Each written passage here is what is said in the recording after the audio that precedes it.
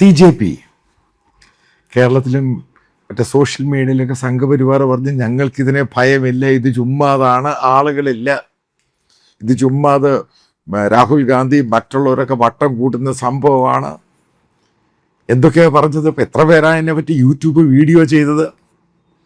ഞാൻ പറഞ്ഞു ഞാനത് പോയി കണ്ടു. കാരണം കടുത്ത വെയിലിൽ ഏകദേശം 1000-1500 2000 പേര് ഡൽഹിയിൽ, അതായത് 42-43 ഡിഗ്രിയിൽ ജന്തർ മന്ദറിൽ കൂടിയിട്ടുണ്ടെങ്കിൽ ഇതിന് ഡെപ്ത് ഉണ്ട് എന്ന് പറഞ്ഞു.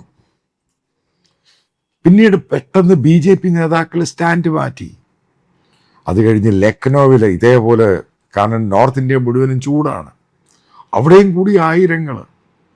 അതേപോലെ തന്നെ ജയ്പൂരിൽ അവിടെയും കൂടി ആയിരങ്ങൾ. ഇതിനിടയ്ക്ക് ജയ്പൂരിൽ നടന്ന പ്രതിഷേധം, അതിനകത്തൊരു സംഭവം ഉണ്ടായി. പക്ക RSSകാർ, അതായത് VHPക്കാർ, ഹിന്ദു മുന്നണി എന്ന വേറെ സംഭവം, കാരണം അവർക്ക് പല ആൾക്കാരുണ്ട്. അവർ ഈ പയ്യനെ അഭിജിത്ത് ദീപ്തെ അടിക്കാനും പിടിച്ചടിക്കാനും സ്ലാപ്പിയെ പല പ്രാവശ്യം അടിക്കാൻ ശ്രമിക്കുന്നു. നിങ്ങൾക്കറിയാം സംഭവം ഉണ്ടായി. പക്ഷെ അവിടെ കൂടി നിന്നിരുന്ന ചെറുപ്പക്കാർ, അന്ന് നല്ല ചൂടുള്ള സമയത്ത്, പെട്ടെന്നാണ് പറയുന്നത് ഇത്ര പേര് ഇത്ര മണിക്ക് സോഷ്യൽ മീഡിയ കൂടെ പറയുകയാണ് ഇത്ര പേര് കൂടി അഭിജിത്തിനെ അടിക്കുന്നവർ, അവിടെ ഉള്ള കൂടിയ ചെറുപ്പക്കാരെ തിരിച്ചടിക്കുന്നു. ഇന്ന് അതായത് ഞായറാഴ്ച നാഗ്പൂരിൽ അവിടെ ഉണ്ടായി. പെട്ടെന്ന് ആയിരങ്ങളാണ് കയറി വന്ന് പെട്ടെന്ന്. ഇപ്പം എന്താ ഇതിൻ്റെ പോക്ക്? എന്തുകൊണ്ടാണ് അഭിജിത്ത് ദീപ്തയോടും ഈ CJP കോക്രോച്ച് ജനതാ പാർട്ടിയുടെ താല്പര്യം കൂടുന്നത്? അതിന് റീസൺ ഉണ്ട്. അതായത് ഇന്ത്യയിലെ ചെറുപ്പക്കാരുടെ ഫ്രസ്ട്രേഷൻ ഏറ്റവും പീക്കായിട്ട് പോവുകയാണ്. അവർ തെരുവിലോട്ട് വരികയാണ്. മനസ്സിലാക്കുക, ഞാനിത് ഇവിടുത്തെ ഇന്ത്യ അഗേൻസ്റ്റ് കറപ്ഷൻ അണ്ണാ ഹസാരെ കേജ്രിവാൾ മൂവ്മെൻറ്റ് കണ്ടതാണ്. അതിനകത്ത് ചെറുപ്പക്കാരിൽ മറ്റുള്ള ആൾക്കാരാണ് ഏറ്റവും കൂടുതൽ. പിന്നെ ആ പെൺകുട്ടി നിർഭയയുടെ കൊല, അത് മരണം, അതുമാക്കി ബന്ധപ്പെട്ട സംഭവങ്ങൾ മാറി. പക്ഷെ ഇന്ന് ഇന്ത്യയിലെ ചെറുപ്പക്കാരുടെ ഏറ്റവും വലിയ പ്രശ്നം എന്തുവാ? ജോലിയില്ല. ഈ നട്ടുച്ചയ്ക്ക് ഇത്രയും പേര് സോഷ്യൽ മീഡിയ കൂടെ, ഇവിടെ ഇന്ത്യയിലൊക്കെ റാലി നടത്തുമ്പോൾ പാർട്ടി മിഷണറി വർക്ക് ചെയ്തിട്ട് പണം മുടക്കിയിട്ട്, പൈസ മുടക്കിയിട്ടാണ് ആൾക്കാരെ കൊണ്ടുവരുന്നത്, ഇൻക്ലൂഡിങ് പ്രധാനമന്ത്രിയുടെ പ്രോഗ്രാം പോലും. പക്ഷെ ഇവിടെ ആരും പണമൊന്നും മുടക്കുന്നില്ല. സോഷ്യൽ മീഡിയ പറയുന്നേ ഉള്ളൂ. വരുന്നതെല്ലാം ചെറുപ്പക്കാരാണ്. തൊഴിലില്ല, പ്രതീക്ഷയില്ല, ഹോപ്പില്ല. എങ്ങോട്ട് പോകും? കാരണം മോദിയുടെ തള്ളാണ് ഇപ്പം എല്ലാ ചെറുപ്പക്കാർക്കും പിടികിട്ടി തുടങ്ങി. അതുകൊണ്ടാണ് BJP പറഞ്ഞ് ഇതിനെ തള്ളിക്കളയരുത്, ഇത് നിസ്സാരമല്ല, ഈ മൂവ്മെൻറ്റിന് ഡെപ്ത് ഉണ്ട്, ചെറുപ്പക്കാർ ഇതിൻ്റെ കൂടുണ്ട്, അവർ നാളെ വലിയ കൂട്ടം തെരുവിൽ ഇറങ്ങാം, ഇത് അഡ്രസ്സ് ചെയ്യേണ്ട ഇഷ്യൂ ആണ്. BJPക്കകത്ത് വലിയ സംസാരമുണ്ട്. കാരണം ഇത് ഈ RSSൻ്റെ ബിൽഡപ്പും കോൺഗ്രസിൻ്റെ ബിൽഡപ്പും ഒന്നുമല്ല. ഇതൊരു ജെനുവിൻ മൂവ്മെൻ്റ് ഉണ്ടായതാണ്. അതിന് കളിയാക്കി അങ്ങനെ ഒരു പാർട്ടിയുടെ പേരിട്ടു. അത് ഇന്ത്യയുടെ സുപ്രീം കോർട്ടിന് ചീഫ് ജസ്റ്റിസിൻ്റെ ഒരു വാചകം എടുത്ത് ഉപയോഗിച്ചു. സംഭവത്തിൻ്റെ പിച്ച് മാറുകയാണ്. ഞാൻ പറഞ്ഞത് നിങ്ങൾക്ക് ഓർമ്മയുണ്ടായിരിക്കണം. ഇത് ഇന്ത്യയെ മാറ്റും, ഇത് ഇന്ത്യയുടെ രാഷ്ട്രീയം മാറ്റും.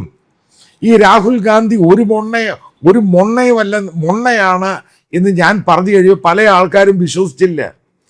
വീണ്ടും പറയാം, എന്തുകൊണ്ടാണ് ഈ TMC എന്ന് പറഞ്ഞ പാർട്ടി, അതിനകത്ത് MLAമാർ ജയിച്ച് വന്നവർ ഒന്നടങ്കം അത് വിട്ടിട്ട് അവർ സെപ്പറേറ്റ് ബ്ലോക്ക് ആവുന്നു. ഈ സെപ്പറേറ്റ് ബ്ലോക്കായ TMCക്കാർ കോൺഗ്രസിനോട് പറഞ്ഞു നിങ്ങളുടെ കൂടെ ഞങ്ങൾ വരട്ടെ.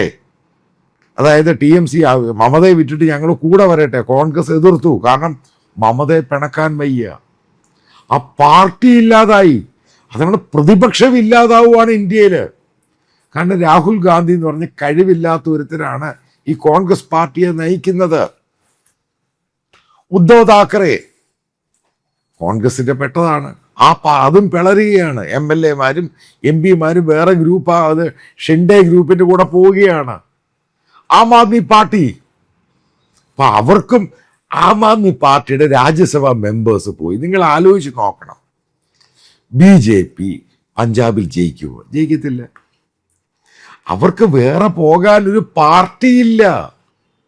പിന്നെ ഏത് പാർട്ടിയിലാണ് ഇത് പോകുന്നത്? ഇവരാരെങ്കിലും ഈ പറയുന്ന BJP കൂടെ രാജ്യസഭ 7 8 പേര് പോയിട്ടുണ്ട്. ഇവരെല്ലാവരും പിടിച്ച് രാജ്യസഭ മെമ്പേഴ്സ് ആക്കും? ഇല്ല, ആക്കത്തില്ല. അവിടെ ആം ആദ്മി പാർട്ടിക്ക് അത്രയും നിയമസഭ സീറ്റുള്ളതിൻ്റെ പേരിലാണ് അവരായത്. കാരണം കോൺഗ്രസിന് ഇവരെ എടുക്കാനും താല്പര്യമില്ല. കാരണം രാഹുൽ ഗാന്ധിയുടെ കേപ്പബിലിറ്റി ഇല്ലെന്നറിയാം.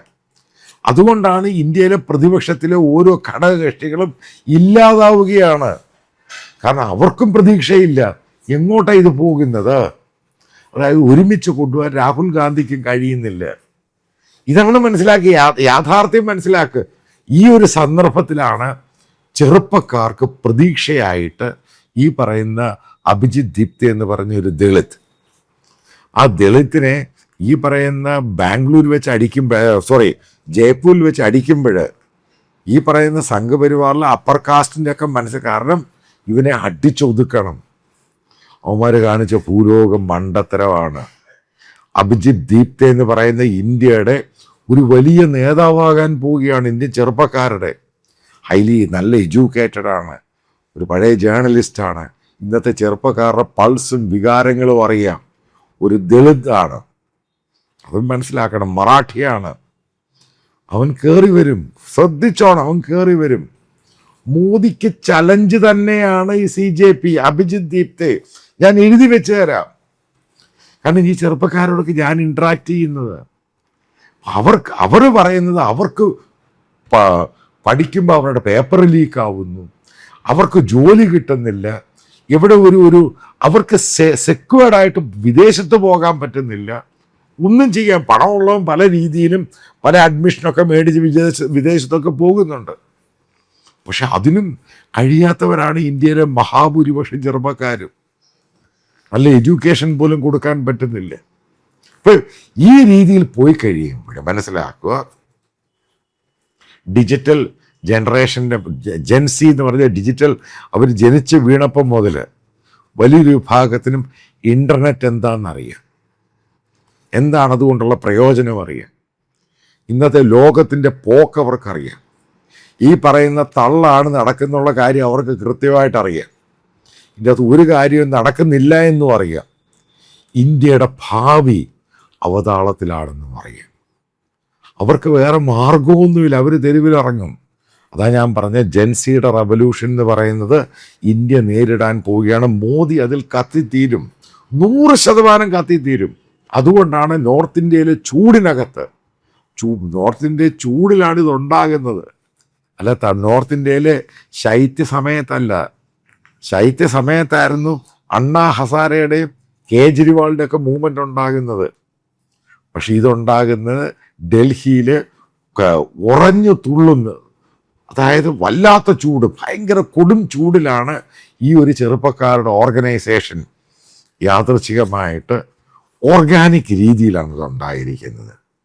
ഇതിനെ മറ്റു പല വ്യാഖ്യാനങ്ങളും സംഭവങ്ങളൊക്കെ കൊടുക്കുമ്പോൾ ഈ പറയുന്ന കോൺഗ്രസ് പാർട്ടി എല്ലാവരും ഈ ചെറുപ്പക്കാരുടെ ഇതിനെ എതിർക്കുകയാണ്. പക്ഷേ ഇത് ഇന്ത്യയിൽ വളർന്ന് പന്തലിച്ച് പടരാൻ പോവുകയാണ്. ഇതിപ്പോൾ സിറ്റികളിൽ കൂടെ കഴിഞ്ഞിട്ട് ഇനി ഗ്രാമങ്ങളിലോട്ട് ഇതങ്ങ് കയറും.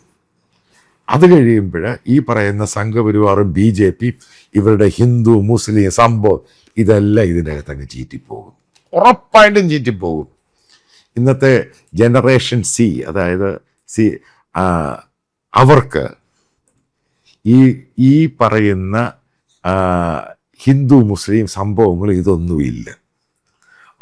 അവർ നോക്കിക്കാണുന്ന അവരുടെ ലൈഫ് സെക്യൂറായിട്ട് അവർക്ക് ജോലി വേണം, അവർക്ക് ഹൈജീൻ ഉണ്ടായിരിക്കണം, പൊല്യൂഷൻ പാടില്ല, ഗ്രീൻ ഉണ്ടായിരിക്കണം.